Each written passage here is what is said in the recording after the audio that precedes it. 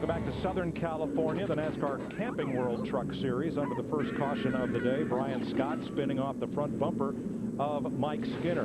And two rookies had an issue on pit road. Watch right in that area as the red truck comes in. Taylor Malsom and Chase Austin collide. Well, I know we're early into this pitting procedure, but that was one of the concerns I've had all along with this whole thing. In and out, just on pit road a lot. And you can see on the second stop here on lap 27, where these trucks, they'd already gotten their 4 tires on lap 26 back on the pit road to make sure and pack that thing full of Sunoco race fuel. Let's get down to the hotel for an AT&T race break. All right, Mike, with Phil Parsons and Jeff Hammond. And Phil, we were talking about the new pit rules and maybe their effect on what we just saw here. Well, for one thing, before when we would have the lead lap trucks pit first and then the lap down trucks pit the next lap, we had less trucks on pit road. Now they all get to pit together because they know everyone's probably going to have to come in twice. And also you have a lot of guys coming on pit road, a lot of the young guys that really haven't done that many pit stops. Was talking to Johnny Benson, and Johnny said, the problem I have with this rule is we're going to make twice as many pit stops as we did before. And the crew chief, we talked, opened the broadcast about responsibility. Is this one where crew chief could have helped? He could have, because for me, watching what happened, Tyler never got cleared him. He should have been told to stop. There was a truck coming in behind him, and that's something the crew chief who's making the call from on top of the box, that's his responsibility. Talk him into the pit box and also clear him out. So, I mean, I think somebody right there dropped the ball on that. All right, clearly Kyle Busch, the truck to beat. What would have to happen for things to tighten up a little bit? Who has the best chance of making a move on him? Well, so far we've seen that Todd Bodine has got a pretty fast race truck, and so does Ron Hornaday. So it's going to really, I think, turn out to be, as far as mistakes possibly that Kyle might make and some adjustments as far as how this truck kind of, the race goes on. If everybody stays the same, I mean, he's going to be hard to beat the 51 truck. He really is, but Todd Bodine historically has been a guy that's been able to make a lot of changes to his truck and better his truck. He's not always that great at the beginning, but he really gets that truck better and better, so that's something we have to watch for as well. All right, after the Daytona 500, everyone talking about Dale Earnhardt Jr., but Jr. is only talking to one guy, and that's DW. You won't want to miss NASCAR on Fox, our pre-race show, 5 Eastern, 2 Pacific tomorrow as Darrell sits down with Dale Earnhardt Jr., who talks about his involvement and how he can turn things around after just one race. Let's head upstairs to Darrell, Mike, and Larry. Thanks, Chris. Getting ready to restart. Now, Kyle Busch, the first car off pit road on both pit stops, but he is not the leader.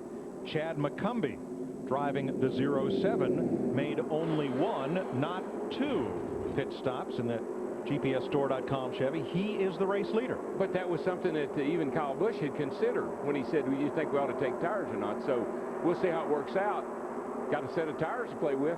Yeah, the only thing I would question, I think they will run over him with basically those tires that has about 26 laps on them, because we saw even on Kyle Busch, who led the first 27 laps, even on his tires, there was a 1.5 second give up from fresh to 27 lap tires, and you see right now they're just driving by him. Now, actually, Dennis Setzer got the free pass on that last caution, so Matt Crafton in that 88 truck, remember, he made that pit stop on lap 8. He's trying to get up there and either race his way back to get on the lead lap or be the first truck a lap down. But I like somebody in the pits, a crew chief that says, okay, let me try this. I'll learn my lesson here, see how it goes. So I think everybody learned a lesson from what he did, but I like a guy that's willing to roll the dice. Benson and Skinner side by side. You're riding with Johnny Benson, the defending series champ, and the man they're chasing, Ron Hornaday. So what's that, 5, 6 championships between that group? It's a lot. Krista. We talked about the fact that the defending series champion is still looking for sponsorship, so it makes it a little hard maybe to follow his truck because it's pretty blank. Well, it also makes it hard for Johnny Benson to find pit road when his team forgets to put out the pit sign. When they came back in for fuel on the second round of those stops, Johnny almost missed his pit stall because the team forgot to get the pit board out. Remember, it's a new team. Johnny did bring some of his members over from Bill Davis Racing, but they pretty much put this team together about 2 weeks before the season started. He said, guys, we've got to get that pit board out there on those stops. And just follow up on McCumbee, his crew chief is Bobby Dotter. Now, Bobby is a former driver, and what do drivers like to do? They like to take chances, gamble a little bit. They like to take chances when they're not in there driving. Yeah, well, yeah. But I think that explains a lot of why he did what he did. Now, Johnny Benson has a teammate. We just saw him on there, T.J. Bell, and we want to continue to watch his progress. Remember, started at the rear of the field because of an engine change, started back in 35th position. He is about to crack the top 5. He's up in the 7th spot in that 11 truck. Battling motocross legend Ricky Carmichael, who's in the number 4. And the number 4, Carmichael, Kevin Harvick's high on this kid, and everybody that's watched him race, he drove for Kenny Schrader last year in the Camping World East Series. This year, he moved into this truck. It's a great opportunity for him. I think we're going to find out if he's got what it takes or not as he goes forward in the series here. NASCAR officials looking over Taylor Malsom's truck. He might be dragging something from that pit road collision. Now here is Mike Bliss. They had Dick Berger in a little bit of a sloppy fuel stop, and he's having to work his way back up from the back. It was more than a little bit of a sloppy stop, Mike. It was about as sloppy as it can be. They didn't quite get the fuel can into the receiver on the truck. Fuel went all over the place, as you can see right here, so they had to go in with it. Look at the fuel come out, and they had to go in with a second can to try and refuel that truck. He went from 5th to 18th.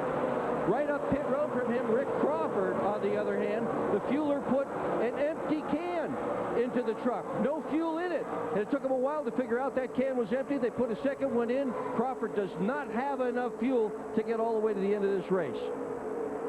Wow. Well, you know, pit stops. Oh, Norm Benning. Norm Benning. Off track. Yeah, he's pulled out. He's pulled off somewhere, I think, over there on the back straightaway. But behind the wall, He's out of harm's way. He thinks he's out of fuel. Yeah, he shouldn't be. No, he even if you didn't stop for fuel at 35 laps, if you started the race full, you shouldn't be out. Maybe he had Rick Crawford's gas can. Might have. Yeah. Maybe that's where Rick Crawford's gas went. I don't know. Or didn't go. Now, you'd think this is a battle for position. Maybe, maybe not. Ron Hornaday, past series champion in the 33. Ricky Carmichael, the greatest motocross racer of all time, are teammates.